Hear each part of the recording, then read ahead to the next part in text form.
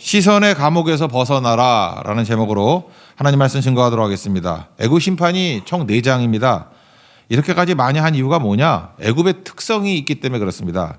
하나님의 모습을 못 보게 하는 장애물이기 때문에 그렇습니다. 애굽이 너무 화려하고 너무 강하고 하다 보니까 하나님이 안 보이고 자꾸 애굽이 보입니다. 그래서 하나님을 보는데 시선을 가리게 만드는 존재, 그게 애굽이다, 그런 뜻입니다.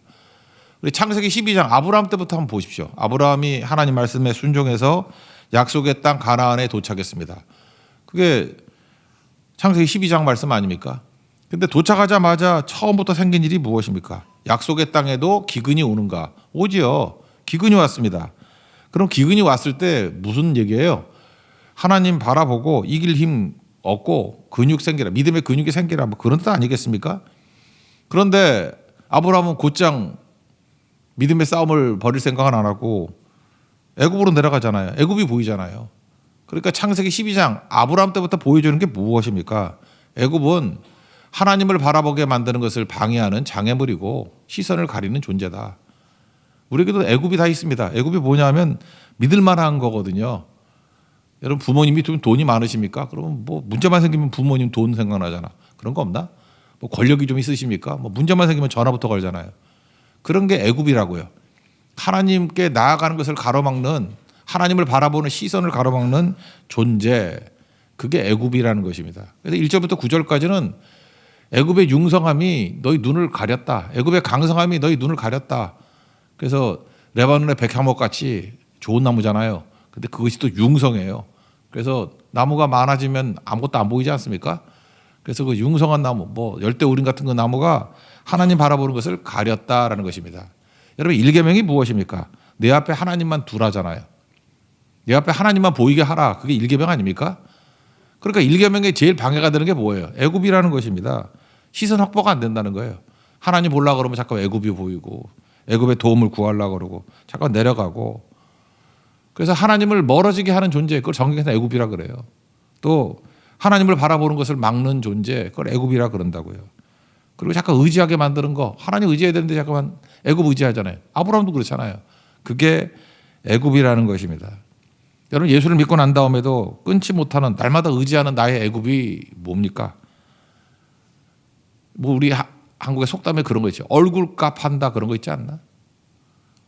잘생긴 사람은요 맨날 얼굴만 믿어요. 그래서 망하더라고.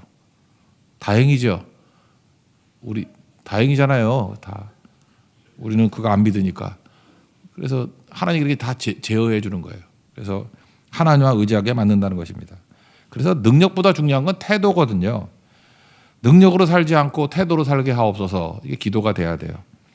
타고난 능력치는 다 다르지 않습니까? 근데 능력으로 사는 사람이 있어요. 내 힘으로. 능력으로 살면 최선을 다하고 노력을 다해도 둘러보면요 더 잘하는 사람이 있다니까요. 더 능력 있는 사람. 그래서 능력으로 살면 항상 고달픕니다. 지치고. 태도로 살아야 돼요. 태도는 뭐예요? 하나님 바라보는 거라니까요. 그래서 세상에서는 태도라 그러고 성경에서는 뭐라 그래요? 그걸 믿음이라 그래요. 태도가 믿음이라니까요. 하나님만 바라보는 거 그걸 믿음이라 그러지. 내 능력 안 보고 능력으로 안 살고 태도로 삽니다. 그게 믿음이라는 것입니다. 그러니까 주님 바라보면 어떤 일이 벌어집니까? 주님은 권세 있는 분이잖아요. 연결이 됩니다. 그래서 믿음이 뭐예요?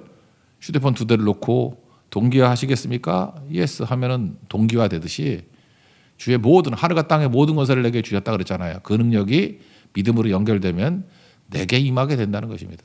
그래서 우리는 무력하게 사는 게 아니라 하나님의 능력으로 사는 거죠. 그래서 믿음이 중요한 것입니다. 그래서 그걸 뭐라 그래요? 태도죠. 그러니까 능력으로 산다 그러면 내 힘으로 사는 거잖아요. 근데 태도로 산다. 믿음의 태도죠. 하나님의 능력으로 산다. 그런 겁니다. 여기 1절에 보니까 날짜가 나오거든요. 11년 3월 1일, 3일절인가요? 예, 3월 1일이에요. 11년. 그러니까 에스겔이 포로로 끌려갔을 때가 25살이거든요. 그때부터 계산하는 거예요. 그러니까 36살 되는 3월 1일. 그런데 제가 얼마 전에도 얘기했지만 기억나시는 분이 있을지 모르겠네요. 예루살렘이 3차 그 공격으로 망하는 게 언제냐면 11년 4월 9일이에요. 11년 4월 9일. 그러니까 딱 망하기 한 달 전이죠. 한 달 전에 주께서 보여주시는 거예요. 그러면 시드기야 왕과 남쪽 유다가 이제 예루살렘 함락되기 한 달 전, 지금 1년 8개월 동안 포위당했으니까 1년 7개월 된 거 아니에요. 포위된 뒤. 이 다 굶어 죽고 막 애 잡아먹고 막 그럴 때예요 지금. 그런데도 불구하고 하나님께 나아가지 않고 지금 뭘 의지하는 거예요? 애굽을 의지한다는 거예요. 애굽은 결코 망할 존재가 아니야. 참 인간이 그런 겁니다. 지금 뭘 보여주자면 죽기 직전, 망하기 직전이 돼도 아직도 애굽을 못 버리니 그런 거예요. 절대로 망하지 않은 거예요. 이때 당시 아마 유다 사람들에게 물어보면은 하나님이 무너질까 애굽이 무너질까 그러면 애굽이 하나님이라고 말할 사람이 더 많을 거예요. 애굽은 안 무너진다고. 이런 거 똑같이 좀 같을까요? 미국이 망할까요? 미국이 망한다고 생각하는 사람이 하나님이 먼저 망하지 않을까? 그렇게 생각하는 사람 없지 않아요? 미국은 지금 그렇게 안 세나?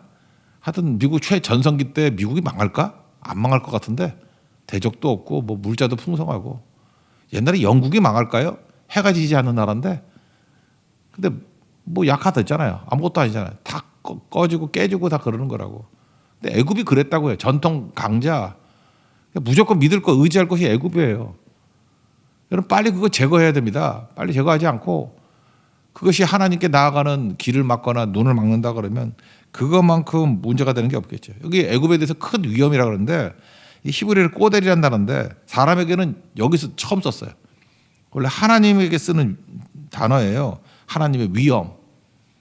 근데 여기 몇 절? 2절이죠. 큰 위험을 누구에게 비하랴? 그러면서 애굽 왕 바로 왕을 하나님의 위험이 있는 것이다 이렇게 묘사를 하고 있어요. 이건 비꼬는 거거든요. 네가 하나님이냐? 앞에도 내가 신이다 그랬잖아요. 네가 하나님이냐? 그러니까 지금 망하기 직전에도 이걸 의지한다는 것입니다. 그거 아니라는 거죠. 1, 2절 읽겠습니다. 시작. 11째 해 셋째 달 초하루에 여호와의 말씀이 내게 임하여 이르시되 인자야 너는 애굽의 바로 왕과 그 무리에게 이르기를 내 큰 위험을 누구에게 비하랴? 큰 위험. 이게 꼬델이라는 단어인데 하나님께만 쓰는 단어랄까. 이거 인간에게 쓴 게 성경 전체에 여기 딱 한 번이에요. 그러니까 스스로 하나님이 척하느냐 이런 거죠. 그러면서 이미 과거에 망했던 아수르를 얘기하거든요. 아수르도 하나님 바라보는 시선을 가리우는 큰 나무였다.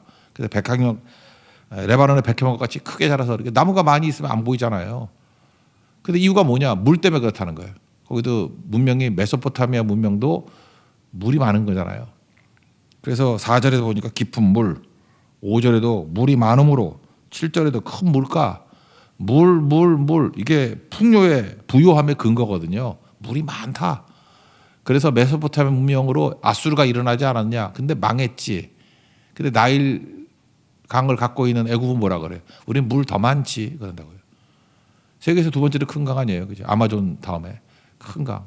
아마존 없을 때 뭐 신대륙 발견하기 이전에는 최고의 강이 최대의 강이 나일강 아니야, 나일강, 그죠? 그래서 우리는 물 더 많지. 그러면서 그 풍성함들이 나무가 막 자라가지고 하나님 쳐다보는 것을 가로막았다. 뭐 그런 얘기입니다. 가로막았다. 3절 한번 읽어볼까요? 3절 시작. 볼지어다 아수르 사람은 가지가 아름답고 그늘은 숲의 그늘 같으며 키가 크고 꼭대기가 구름에 닿은 레바논 백향목이었느니라. 아수르가 그러면 뭐 애굽은 더하다 그런 뜻이겠죠. 그래서 어느 정도 가느냐면은 하나님의 동산이 에덴 동산 아니에요. 그래서 이런 레바논의 백향목 같이 엄청나게 나무가 눈을 가려가지고 에덴 동산 못 쳐다보게 만들었다는 거예요. 그러니까 뭐 그런 무슨 의미인지 알겠죠. 하나님을 쳐다보게 만드는 시선을 가린다는 거예요. 하나님이 안 보여요. 너무 잘 나가고 너무 돈 많고 너무 권력 많으면 하나님이 안 보이는가 봐. 그래서 그런 게 하나님이 안 보이지 않느냐. 8절 9절 읽겠습니다. 시작. 하나님의 동산의 백향목이 능히 그를 가리지 못하며 잣나무가 그 굵은 가지만 못하며 단풍나무가 그 가는 가지만 못하며 하나님의 동산의 어떤 나무도 그 아름다운 모양과 같지 못하였도다. 내가 그 가지를 많게 하여 모양이 아름답게 하였더니 하나님의 동산 에덴에 있는 모든 나무가 다 시기하였느니라. 뭐 이렇게 의인화시켜서 얘기한 건데 하나님의 동산보다 더 나은 나무다. 그래서 안 보이게 만든다, 시기하게 만든다. 뭐 그런 뜻이라는 것입니다. 이번 주에 우리 살폈던 그 열왕기상 12장 성경 공부했던 내용들이 있죠. 어제 그 솔로몬을 이어받던 르호보암 왕, 그 유다하고 북쪽 이스라엘은 어떻게 나누냐면은 통일왕국일 때는 따로 띄어요. 그래서 사울왕, 다윗, 솔로몬은 그냥 1대 2대 3대 왕이에요. 따로 띄고 그다음 남북 분열이 됐죠. 그러면 남쪽에 있는 왕을 20명이에요. 남쪽 유다가. 그래서 거기서 다시 쳐요. 일대로. 그래서 첫 번째 왕이 르호보암이에요. 그리고 마지막 왕이 20대 왕이 시드기야. 20명의 왕이 있거든. 남쪽 유다가 20명. 그러니까 다윗부터 쉬면은 다윗의 왕조는 22명이고 사울까지 쉬면 23명이겠죠. 그렇죠? 그렇지만 남쪽 유다만 20명을 치는데 20명을 뭐 다 공부할 것도 없고요. 일단은 1대니까 르호보암은 뭐 공부해야겠죠. 나쁜 왕이지만 르호보암 하나 외워놓고 1대. 3대를 외워야 돼. 3대가 아사왕. 북쪽은 바아사예요. 외우기 쉬워. 밑에는 아사, 북쪽은 바아사. 4대는 여호사밧. 그 아버지 아들이 다 선한 왕이었어요. 여호사밧. 그리고 10대로 나가면 우시야. 13대 히스기야. 16대 요시야. 이렇게 6명만 하면 돼요. 르호보암 플러스 선한 왕 5명.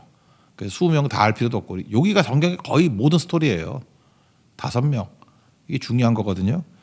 근데 첫 번째 시작된 게 르호보암이잖아요. 이제 북쪽에는 쿠데타가 많이 일어났습니다. 그래서 구왕조 19왕이에요.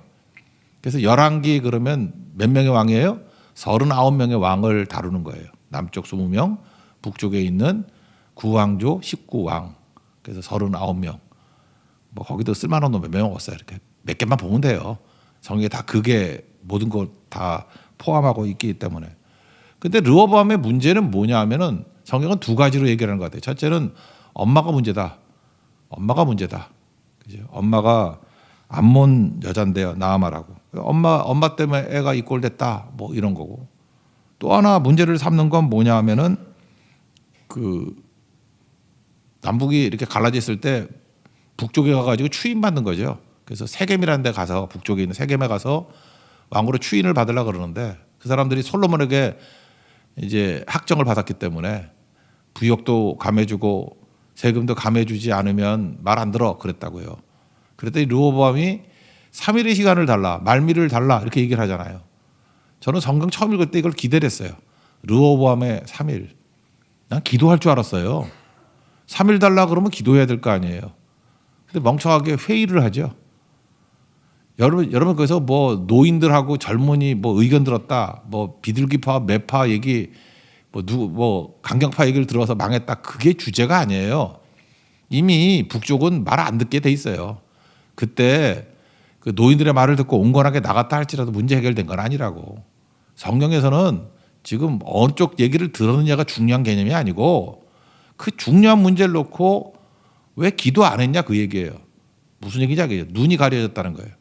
르호보암의 눈이 가려져 하나님을 향한 눈이 가려진 이유가 뭐냐면 아버지부터 영향이 있죠. 아버지 솔로몬이 후반부에 막 타락했잖아요. 41살에 왕이 되기 시작했거든요. 40살이면 어린 나이도 아니잖아요. 근데 그의 르호보암의 눈을 가리게 된 게 뭐냐면 1차 엄마다. 엄마가 기도도 안 하고 그 이방 여자다. 그러니까 이 꼴 됐다. 그걸 계속 강조해요. 엄마다. 나의 사랑하는 제 비록 헤어졌으나 어머니의 무릎 위에 앉아서 뭐 듣던 말 뭐 내가 기억합니다. 그런 찬양 있죠. 요즘에 그 애들이 안 불러요. 엄마가 뭐 기도를 하는 걸 봤어야지. 쇼핑만 하고 있고 뭐 그죠. 맨날 그 TV에서 뭐 쇼핑하는 그런 거 보고. 그러니까 그런 기억이 없는 거죠. 여러분도 마찬가지예요. 왜 이 시대에 청소년들이 어려워지느냐. 물론 아버지도 문제가 있겠지만 엄마예요.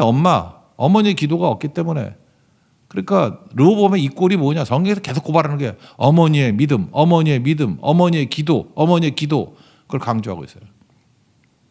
그리고 또 하나는 뭐예요. 그런 너무 참모들이 많았어요. 주소 들을 얘기가 너무 많았어. 기도 없음이에요. 내 앞에 여러 가지 나무들이 시야를 가리고 있다 할지라도 기도하면 뚝 뚫려버리거든요. 여러분 지금도 답답하죠. 뭐 내 앞길이 안 보이고 갈 길을 밝히 보여주시니 뭐 이런 찬양을 부르시고 그러죠. 근데도 여러분 계속해서 사람만 찾아다니고 계속해서 유튜브나 찾고 있지 않습니까? 뭐 이거 해결책이 뭐 없나 하고 잠깐 이것저것 찾아다니고 책이나 보려고 그러고. 르호보암의 3일이 있듯이 여러분 이름을 집어넣으라고요. 누구의 3일. 3일의 말미를 좀 뭐 할 거예요? 기도하셔야죠. 그럼 앞길 환하게 보이도다 된다고요. 환히 보인다고. 그래서 어머니와 할 수 없지만 기도는 할 수 있잖아요. 내가. 좋은 어머니라 그러면 내가 기도한다 그러면 장애를 다 뚫고 확 볼 수 있겠죠. 그게 우리의 모습이 돼야 된다라는 것입니다. 이거 중요한 거예요. 그래서 오늘 31장의 얘기는 뭐냐면 우리에게 애굽이 있는데 애굽이 여기서 말하는 르호보암의 애굽은 뭐예요? 엄마가 눈 가리게 만드는 거고 또 하나가 뭐예요? 너무 참모들이 많았어요.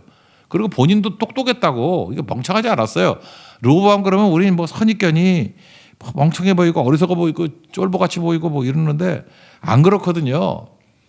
솔로몬이 아내가 1000명이라 그러면 뭐 아들도 많을 거 아니야. 뭐 그렇지 않나요? 아들이 뭐 몇십 명은 되지 않겠어. 아무리 해도 많으면 몇백 명 될 수도 있어. 예선을 통과한 자 아니에요? 제가 30년 전만 해도 30년 전 그때 지금 얘기는 아닌 것 같아요. 거의 보면 서울에서 성공한 사람들, 승리하는 사람들 보면 다 지방 출신이야. 제가 유심히 봤어요. 왜 지방 출신이 강한가? 제가 대학 다닐 때 보면은 서울에가 한 20%, 80%가 지방 애들이에요. 옛날에 촌놈이라 그랬는데 촌놈들이 있어요. 근데 얘네들이 되게 강하더라고. 잘 보니까 다 1등 하는 애들이야. 1등 하는 애들이 다 서울 올라와서 1등. 내가 볼 때 빌빌 대는데 1등 했대. 믿어지지 않지만 1등이래. 그래서 2등은 뭐 하냐 그랬더니 자기 동네 대학 갔대. 옛날에는 다 서울 올라온 게 아니었어요. 1등만 올라왔어요. 그 밑에 웬만한 애들은 부산에는 부산대 가고 뭐 대구에는 경북대 가고 그게 연고대 수준은 됐다고. 진짜예요 옛날에. 그래서 최고 아니면 잘 안 올라왔어요. 나머지는 다 거기에 머물러 있었지. 그래서 서울에서 대학 가기 참 편했는데 지방 애들이 안 기어 올라와서 이게 다 올라오잖아 지금은. 그랬다고요. 그러니까 예선을 통과한 애들 그러니까 강한 거죠. 그 공부 잘하면 올라오나? 아니에요. 성질 이상한 애들도 올라와. 가출하는 애들. 그러니까 얘네들은 깡다구가 좋아. 그래서 지방에서 올라온 애들 뭐 기업에서 쓰면은 뭐 몸으로 부딪히거나 뭐 깨지고 하는데 시키면 다 잘해. 그러니까 뭐든지 한 가닥 하는 애들이에요. 공부를 잘하든지 깡이 좋든지 뭐 아니면 뭐 의지가 강하든지 하여튼 뭐가 있는 애들이라고. 그래서 서울 애들이 다 밀렸어요 지방 애들한테. 왜? 이게 예선을 통과한 거거든요. 르호보암 예선을 통과한 왕이에요. 만만히 보면 안 된다고. 그래서 부국강병 했고요. 아들들도 이렇게 흩어서 있게 만들고 싸우지 못하도록 되게 머리 좋은 거예요. 칭기스칸이 그렇게 했잖아요. 그 아들 4명이 있었는데 이게 다 흩어라 가지고 싸우지 않잖아요. 첫째 아들 주치는 뭐 일찍 죽었고 차가타이가 그 무슨 이방원 같은 애 엄청 거친 애예요. 둘째 아들이. 셋째 아들 오고타이가 세종대왕 같은 온건한 거고. 근데 권력을 오고타이에게 물려주고 차가타이 멀리 보냈잖아요. 차가타이 항구. 그래서 러시아 쪽 정복하게 만들고 오고타이는 가까운데 이란국이라 그러죠. 그다음에 툴로이라고 톨로인가 톨로일까 톨루이. 그 밑에 막내가 계승을 했죠. 그래서 몽케 칸이 나오고 그 아들이 누구죠? 쿠빌라이 칸. 그게 중국 원나라 만든 거 아니에요? 원나라 첫 번째 황제. 그래서 막내 계승됐어요, 막내. 근데 이거 조절해가지고 자기들끼리 안 싸우게 만든 게 뭐냐면 이게 칭기스칸의 지혜거든요. 근데 르호보암을 보면서 제가 칭기스칸의 그런 느낌이 있었어요. 머리 되게 잘 도네. 근데 이 사람의 문제는 뭐예요? 자기 유능함, 또 유산들, 참모들 좋음. 그런 것들이 다 눈을 가렸다는 것입니다. 그게 나의 애굽이에요. 지금도 마찬가지입니다. 이렇게 딱 보면요. 자기 눈 가리는 것들이 있어요. 뭐가 여러분 눈을 가립니까?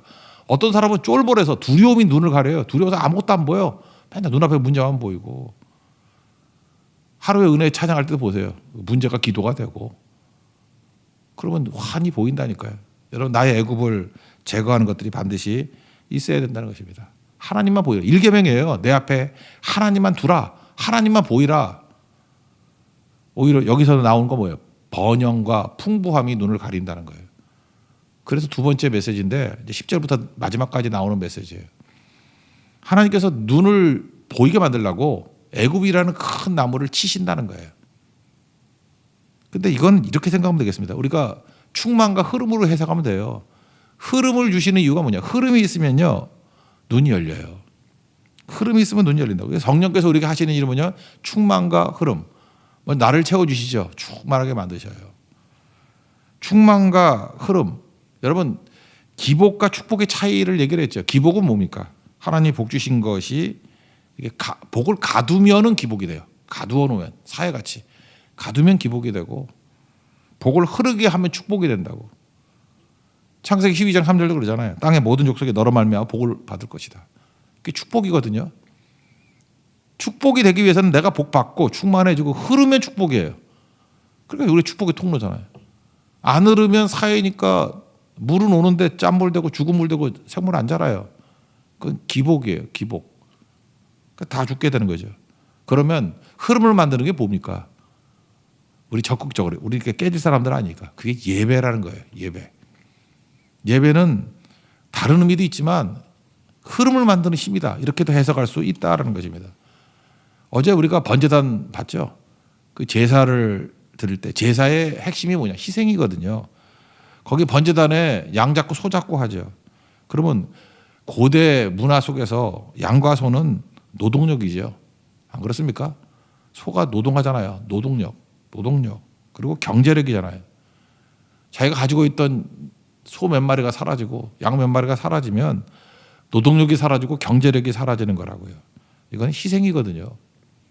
그렇게 하면은 기복에서 축복으로 간다는 것입니다. 흐름이 생기잖아요. 우리 뭐 커피 할 때도 그 뒤에 구멍 하나 있을 때는 물 잘 안 나오잖아요. 그 위에다가 뭐 조그맣게 압력 때문에 구멍 뚫어 놓죠. 조그만. 그럴 때 잘 넘어가잖아요. 그거 잘 안 나오면 그거 크게 뚫으면 콸콸 쏟아져. 그와 똑같이 흐름이 생기기 위해서는 희생이 있어야 된다는 것입니다. 그래서 제사라는 말 자체가 희생이에요. 희생은 뭐죠? 흐름이 생기는 거. 우리 가운데요, 이렇게 흐름이 생기는 두 가지가 있습니다. 하나는 좀 우리식으로 할 땐 대가를 좀 덜 치르고 생기는 흐름이 있어요. 예배 잘 드리고요. 선교하고요. 그럼 흐름이 생겨요. 기도하고. 그럼 흐름이 생긴다니까요. 근데 이걸 못하니까 어떻게 돼요? 하나님이 사랑하시니까. 애굽 사랑하시거든요. 그러니까 박살을 내는 거죠. 그래서 어딜 친다는 거예요. 물 때문에 나무가 풍성해졌으니까 물의 근원을 마르게 만들어버리고 교만한 걸 다 꺾어버리고 그래서 하나님께서 그 하나님 바라보는 눈 가리는 나무들 다 박살내겠다 뭐 그런 얘기죠. 그래서 겸손하게 만들겠다. 이건 값비싼 대가잖아요. 어쨌든 하나님께서 이렇게 만드시는데 나는 그 10절부터 마지막 절까지 이건 우리에게 해당 안 된다고 생각을 합니다. 이렇게 하는 건 바보죠. 예배 드리는 성도는 이렇게 안 가요. 우리에게 뭐죠? 예배가 우리 눈앞에 가리고 있는 것들을 없애버리고 예배가 우리에게 흐름을 만든다는 것입니다. 특별히 한 번에 선교 한번 가보세요. 선교 희생이죠. 예배도 지금 희생한 거 아니에요. 잘 거 못 자고 막 쓰러질라고 한 사람도 나온 분이 계실 거예요. 그죠? 아니 멀리서 시간과 돈 들이고 기회 비용 다 희생해서 온 거 아니에요? 예배는 희생이에요. 그래서 흐름이 생기는 거예요. 예배 드리는 사람은 언제나 낙차가 있어요. 흐름이 있다고. 그게 능력이죠. 우리가 잘 못하면 하나님께서 흐름을 만들어 주십니다. 그게 시험이 될 수도 있고 고난이 될 수도 있고 그렇다라는 것입니다. 그래서 이거만 한번 읽어볼까요? 10절 11절 읽겠습니다. 시작. 그러므로 주 여호와께서 이같이 말씀하셨느니라. 그의 키가 크고 꼭대기가 구름에 닿아서 높이 솟아났으므로 마음이 교만하였은즉 내가 여러 나라의 능한 자의 손을 내 넘겨줄지라. 그가 임의로 대우할 것은 내가 그의 악으로 말미암아 쫓아내었습니다. 그래서 바벨론에 느부갓네살이 와가지고 치는 걸 통해 가지고 애굽의 힘을 꺾으셨다 그런 거죠. 이게 복이라는 거예요. 이게 왜 복이 되죠? 하나님이 보이게 만드는 거. 계속해서 나오는 내용들이 그 내용이라는 것입니다. 우리 주만 의지할 수 있는 하나님의 거룩한 종되기를 축원합니다. 자리에서 일어나겠습니다. 내려놓음 찬양하겠습니다.